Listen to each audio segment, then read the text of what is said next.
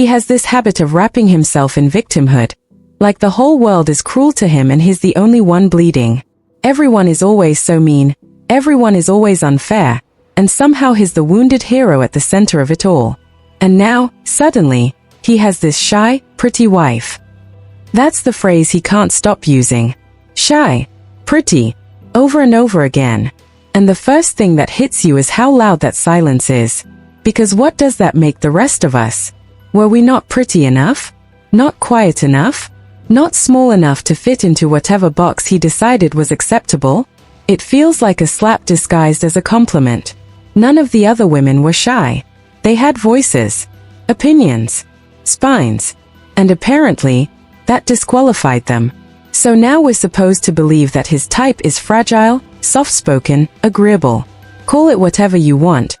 But when he says shy, what he really means is obedient. When he says pretty, it sounds an awful lot like his rewriting history, erasing the women who stood beside him for decades and pretending they were never enough. It's cruel. It's calculated. And it's revealing. As the family tried to untangle the mess of Coyote Pass, Janelle and Meri were actually doing the work. Talking, coordinating, trying to get something finished instead of letting it rot like everything else. Janelle stepped into the uncomfortable role of messenger, relaying information back and forth because Kody couldn't be bothered to speak directly. Meri was left confused, wondering why simple conversations had turned into minefields. Somehow, this basic cooperation was later twisted into a fantasy where secret deals were being plotted behind backs. Suddenly, there was talk of betrayal, of selling land out from under someone, of shady motives that never once appeared when cameras were rolling. What's striking is the timing. This dramatic accusation only surfaced at the very end, right before the property deal closed. No one mentioned NDAs or backdoor schemes until the 11th hour. And buried inside those tense conversations was a moment where the shy, pretty wife comment came up. A throwaway line, maybe, but it opened a floodgate. Because that phrase wasn't really about Robin. It was about power. From the beginning, Robin's dynamic with Kody stood out. Janelle noticed it immediately. The praise. The constant reinforcement. The way admiration was laid on thick, dripping with reverence. He was brilliant. He was strong. He was a leader. While the other wives were exhausted from years of reality, Robin was new, attentive, eager. And Kody, starving for validation, soaked it up. He didn't want honesty anymore. He wanted worship. Robin learned quickly how to play that role. If she presented herself as someone in need of saving, someone fragile and grateful, it fed his ego perfectly. It gave him a purpose. A throne. She didn't challenge him openly. She propped him up. She spoke for him. She smoothed over his disappointments and reframed them so he never had to feel small. If a gift missed the mark, she explained it away. If he was criticized, she defended him. She made sure he always felt like the smartest, strongest man in the room. That's why the question of submission keeps coming up. When asked directly, the answer is simple. Yes, it works for him. He wants compliance. He wants rules followed without resistance. He doesn't want to be questioned. He wants agreement, or at least the illusion of it. And even if there are moments where she pushes back privately, the public performance is clear. Deference, loyalty, praise. This kind of submission doesn't always look dramatic. Sometimes it's quiet. Sometimes it's smiling while someone else talks. Sometimes it's rewriting a story so a man never has to face his own failures.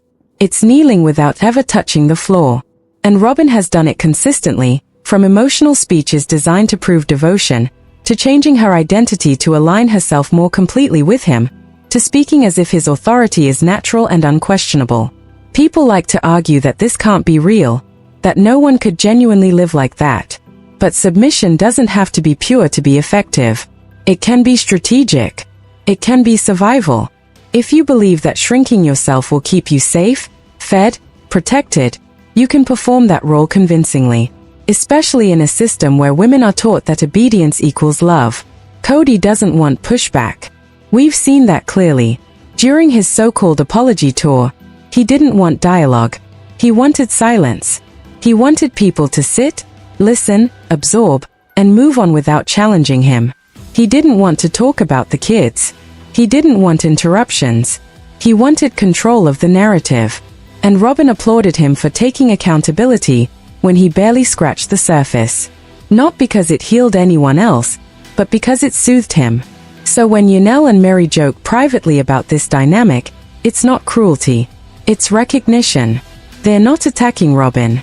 They're reacting to Kody's behavior. To the way he places one woman on a pedestal while calling the others brutal for daring to speak. To the way he runs back to Robin, wounded, because someone disagreed with him. Calling someone submissive isn't an insult. It's an observation. It's a description of a dynamic that has been praised, encouraged, and rewarded. Kody has openly celebrated Robin's loyalty, her obedience, her willingness to fall in line. He gushes about her as if she's a priceless object, while ignoring the damage those words caused to the women who built a life with him long before she arrived. He started this comparison. He lit the fuse. And when the other women react, suddenly it's girl games. Suddenly it's pettiness. But what he really can't tolerate is resistance. He wants to stay forever in the honeymoon phase, where admiration is endless and accountability doesn't exist. Robin sustains that fantasy, and in return, she's rewarded. The truth is uncomfortable. The family didn't fall apart because women spoke up. It fell apart because they stopped shrinking. They stopped pretending. They stopped worshipping a man who demanded everything and gave very little back. Robin's submission, whether genuine or strategic, highlighted the cost of that system. And the others finally decided they wouldn't pay it anymore. That's why this hurts him so deeply, because they didn't just leave him. They exposed the truth. And once you see it, you can't unsee it. He always frames himself like the wounded one, as if life keeps attacking him and he's just standing there taking the blows. Everyone is supposedly cruel, everyone misunderstands him, and somehow he's always the victim in every version of the story he tells. And now there's this new phrase he keeps repeating, almost proudly, his shy, pretty wife. He says it like it explains everything, like it justifies what happened to the rest of the family, but the moment you hear it, something feels off. Shy, pretty, compared to who? Compared to the women who spent decades building a family with him? It doesn't sound like admiration, it sounds like comparison, like a quiet insult wrapped in a smile. As if the women who spoke up, who weren't afraid to challenge him, suddenly became the problem. None of them were shy. They had opinions. They had strength. And apparently, that made them unacceptable. What he calls shy doesn't feel like shyness at all. It feels like compliance. Silence. Submission dressed up as sweetness. And when he emphasizes pretty, it lands like a jab, whether he admits it or not. It rewrites the past, suggesting that the women who stood by him before were lacking something essential. It's a cruel way to elevate one woman by diminishing the rest. While all of this is happening, Janelle and Meri are stuck trying to clean up yet another mess, working together to finally move the Coyote Pass situation forward. They're talking, coordinating, trying to make progress where there's been nothing but delay. Janelle ends up acting as the go-between, passing information back and forth because Kody refuses to communicate directly. Meri is left confused, wondering why basic conversations have become impossible. Then, out of nowhere, that cooperation gets twisted into something sinister. Suddenly there's talk of secret plans, of deals being made behind backs, of betrayal. Accusations surface right before everything is finalized, accusations that were never mentioned when it actually mattered. It's like the narrative changed at the last second, and somehow Janelle becomes the villain for trying to get things done. And buried inside all of this tension is that comment about the shy, pretty wife. A small remark that opens up a much bigger truth. Because this was never really about Robin as a person. It was about what Kody values. Obedience over honesty. Praise over partnership. Silence over strength. From the very beginning, that dynamic was impossible to miss. Janelle saw it early on, before the cracks were obvious to everyone else. The way Robin spoke to him was different. The constant admiration. The careful words. The way she poured praise over him like it was a currency. He was brilliant. He was strong. He was the leader. And after years of being challenged by women who actually knew him, That kind of attention felt intoxicating to him. Robin stepped into the family when everything was already worn down. The other wives were tired, emotionally exhausted, no longer interested in pretending he was perfect. And that's exactly when Robin arrived, offering something he hadn't felt in a long time: admiration without resistance. She learned quickly what worked. If she positioned herself as fragile, as someone who needed protection and guidance, it fed his need to feel powerful. It gave him a role he desperately wanted to play. This wasn't loud submission. It was subtle. It was knowing when to agree, when to soften a moment, when to speak for him so he didn't have to explain himself. If a gift disappointed him, she reframed it. If someone criticized him, she stepped in. She made sure his ego stayed intact, even when the truth might have cracked it. Over time, that behavior wasn't just accepted, it was rewarded. That's why the word submissive keeps coming up, even though people flinch when they hear it.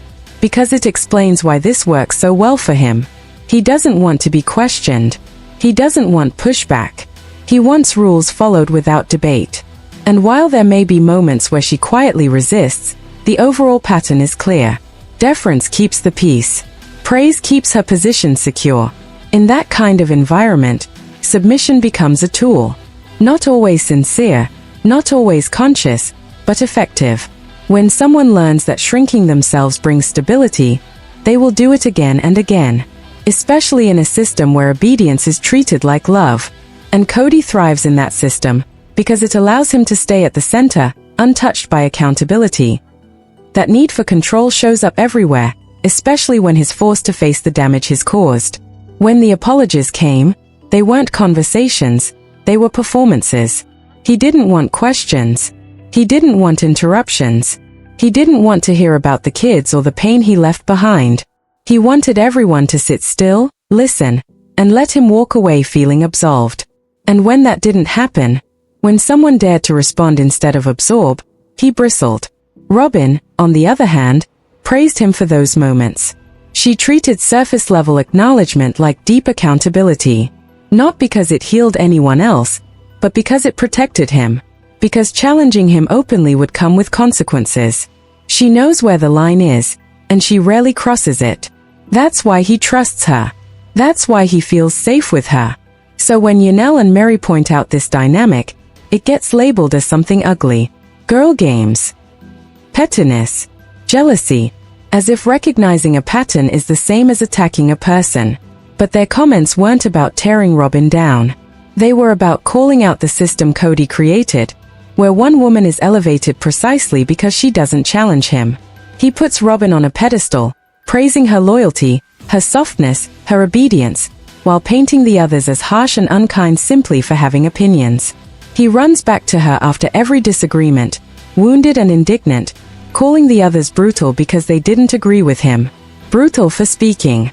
Brutal for not worshipping him. And when the women respond to that treatment, suddenly they're the problem. Suddenly they're playing games. But all they're really doing is refusing to stay silent. They're reacting to being diminished, compared, and erased.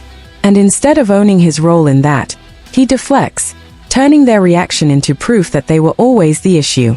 The truth is, staying silent was never an option anymore. Years into this dynamic, the illusion finally shattered. Those women realized that shrinking themselves didn't bring peace, it only erased them. They saw that being agreeable didn't earn respect, it just delayed the inevitable. And once they stopped bending, the entire structure collapsed. Robin remained because the system still worked for her. Whether it comes from belief, fear, or strategy doesn't even matter. The result is the same. She continues to orbit around him, reinforcing his authority, protecting his ego, and validating his version of reality. That kind of loyalty is exactly what he wants, because it ensures he's never truly challenged. He doesn't want an equal.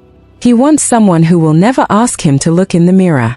This is why calling her submissive isn't an insult. It's a description of the role she plays and the role he rewards. He has openly praised her obedience, her devotion, her willingness to fall in line. And in doing so, he's made it clear what the cost of staying in his world really is. The other women weren't willing to pay it anymore. They chose dignity over approval. In the end, that's what tore the family apart. Not jealousy, not girl games, not bitterness. It was the refusal to keep sacrificing self-worth for a man who demanded everything and offered control in return. Robin's submission didn't just highlight that imbalance, it exposed it. And once the truth was spoken out loud, there was no going back.